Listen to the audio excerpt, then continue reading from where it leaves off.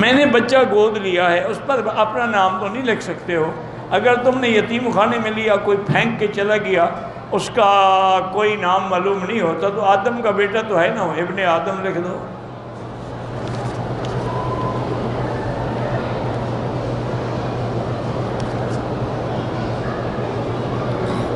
حضرت عیسیٰ علیہ السلام کے بارے میں آپ کو موقع ملے تو آپ دوبارہ مفصل بیان فرمائیں انشاءاللہ۔ میرے بیٹے کی عمر 20 سال ہے، پیدائشی طور پر ذہنی طور پر ٹھیک نہیں، اللہ اس کو شفا عطا فرمائے۔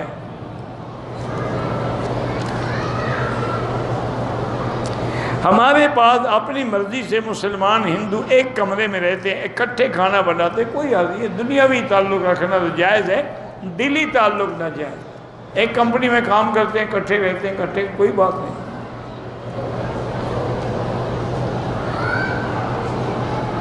میرا ایک بھائی اور ایک کزن ہے، دونوں کی شادی 9 سال پہلے ہوئی، دونوں کی اولاد نہیں ہے، دونوں ٹیسٹ کرائیں کہ نقص کس میں ہے، بیوی میں ہے یا خاوند میں، پھر اس کا علاج بھی کرائیں، اللہ سے دعا بھی مانگتے رہیں، رب لا تذرنی فردا وانت خیر الوارثین۔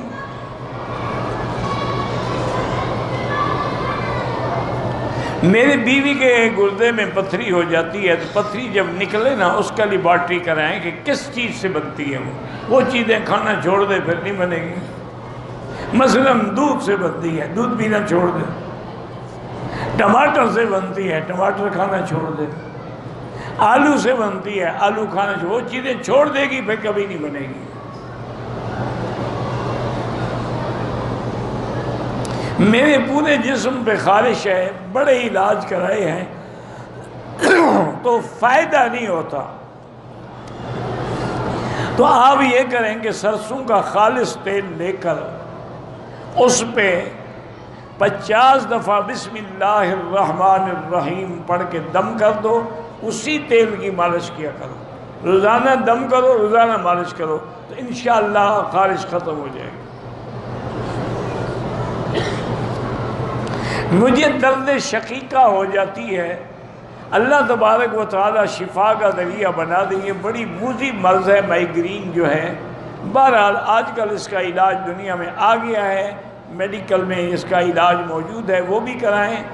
اور دوسرا یہ ہے کہ بسم اللہ الرحمن الرحیم 786 دفعہ پانی پہ پڑھ کے دم کریں، اور صبح کو نہار منہ پی لیا کریں۔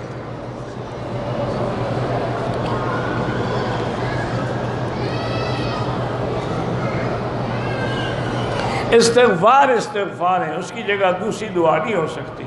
جب قرآن نے خود کہا ہے قُلْ تُسْتَغْفِرُوا رَبَّكُمْ إِنَّهُ كَانَ غَفَّارًا، اور اسی طرح اللہ نے فرمایا کہ میرے جو مومن بندے ہیں وہ ہمیشہ صبح کے وقت میں، تہجد کے وقت میں استغفار کرتے ہیں۔